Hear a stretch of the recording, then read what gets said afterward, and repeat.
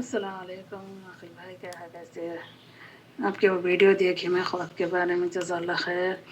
آپ سے اور ایک سوال ہے عقیل بھائی، میری بیٹی ڈرائیوری سیکھنا چاہتی ہے، لیکن ان کے شوہر راضی ہے سکھانے کے لیے، لیکن ان کے بابا راضی نہیں ہے سکھانے کے لیے۔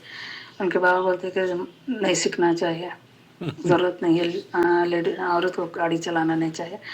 ان کے شوہر بولتے کہ سیکھ لو چلانا، کیونکہ ان کے شوہر یہاں نہیں رہتے، بچوں کو اسکول کو لے کے آنے کے واسطے یہاں کوئی نہیں ملتے۔ پلیز اس کے لیے کیا کرنا چاہیے؟ یا شوہر کی بات سننا چاہیے یا بابا کی بات سننا چاہیے؟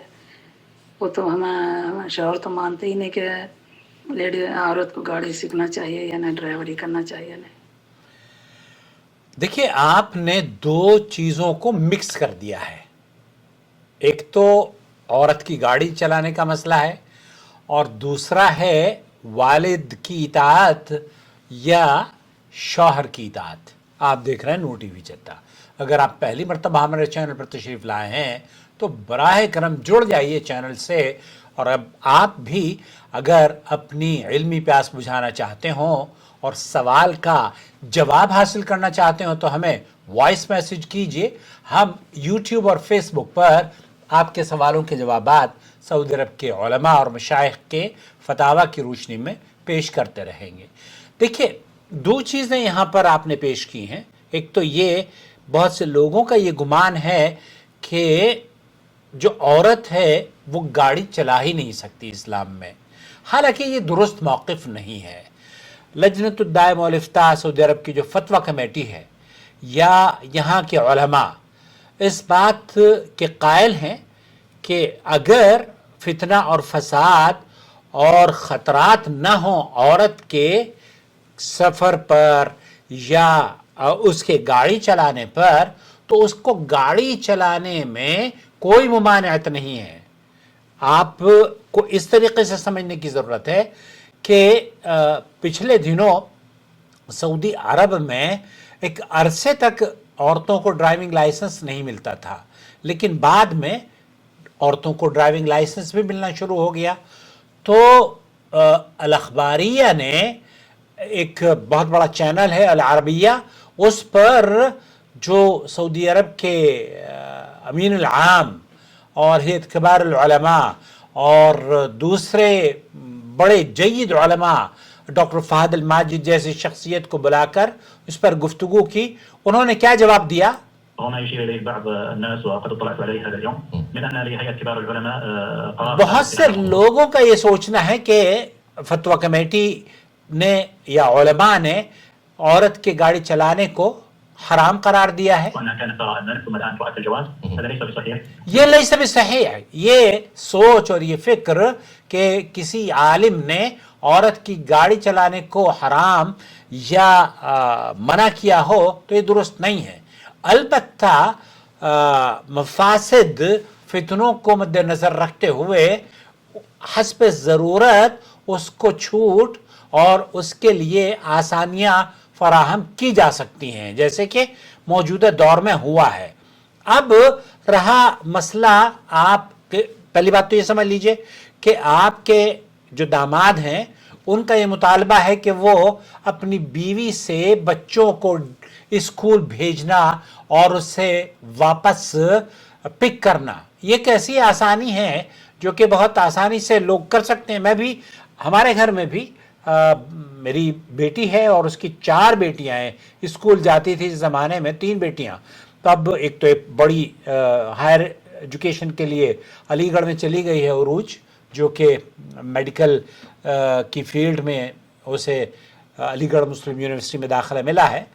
تو ایسی صورت میں میں نے اس کو یہ بھی کہا کہ بھئی آپ اگر گاڑی چلانی آ جاتی ہے تو کم از کم 1000 ریال جو آپ کے شوہر کی جیب سے جاتے ہیں وہ بچ جائیں گے۔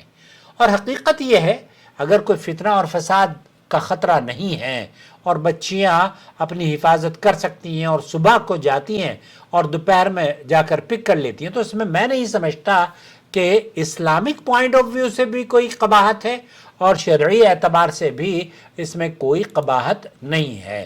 کتاب و سنت کے دلائل سے یہ بات ثابت ہوتی ہے کہ خاوند کو اپنی بیوی پر بہت زیادہ حق ہے، اور بیوی کو خاوند کی اطاعت کرنے اور خاوند کے ساتھ حسن معاشرت اور اس کا حکم ماننے یا اس کی فرما برداری اور اطاعت کرنے، بیوی کو اپنے والدین اور بہن بھائیوں سے بھی اپنے خاوند کو مقدم رکھنے کا حکم ہے۔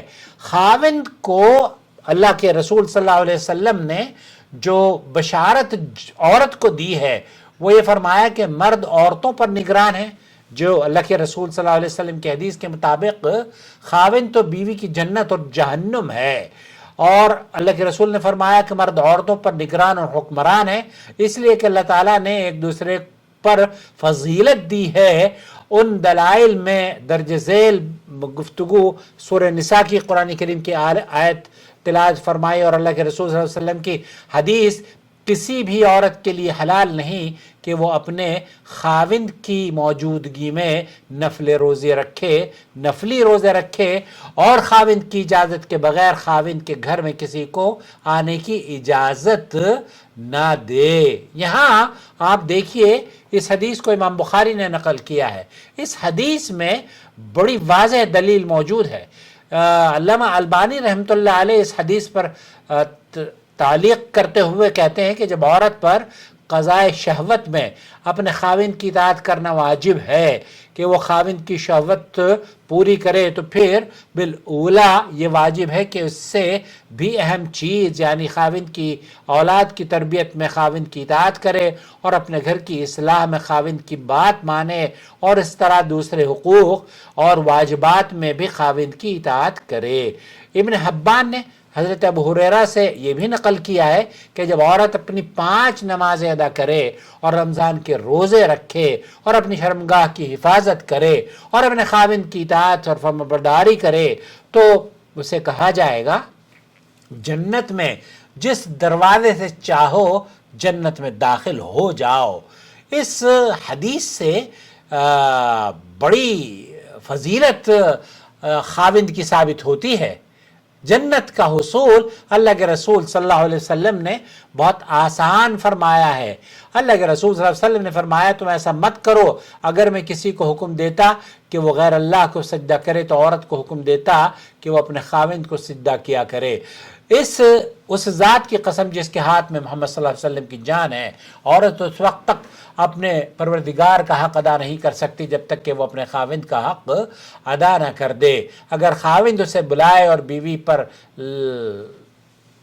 لعن پڑے پر بھی ہو تو انکار نہیں کرنا چاہیے، یعنی کہ ایسی صورت میں جب کہ بیوی اس بات پر قادر ہو کہ وہ اپنے شوہر کی خواہشات پوری کر سکتی ہو تو اسے حتی المقدور کوشش کرنی چاہیے کہ وہ اپنے شوہر کی اطاعت اور فرمانبرداری اور اس کی جو خواہشات ہیں اسے نظر انداز نہ کرے۔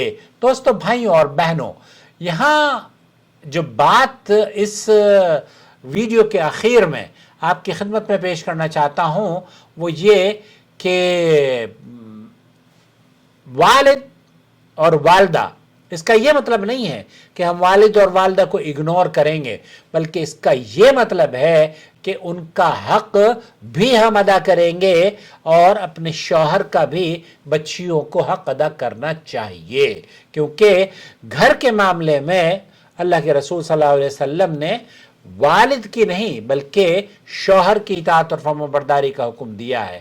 اب اگر شوہر آپ کو اس کا مطالبہ کر رہے ہیں تو میں نہیں سمجھتا کہ بچی کو unless and until اگر کوئی ایسا فتنہ اور فساد نظر میں ہو آپ کے اس بچی کے والد کے، تو وہ پھر اس کے اپنے داماد سے اس بات کو ظاہر کر لے تاکہ گھر میں کسی طرح کا فتنہ اور فساد نہ ہو۔ امید وضاحت ہو گئی ہوگی۔ السلام علیکم ورحمۃ اللہ وبرکاتہ۔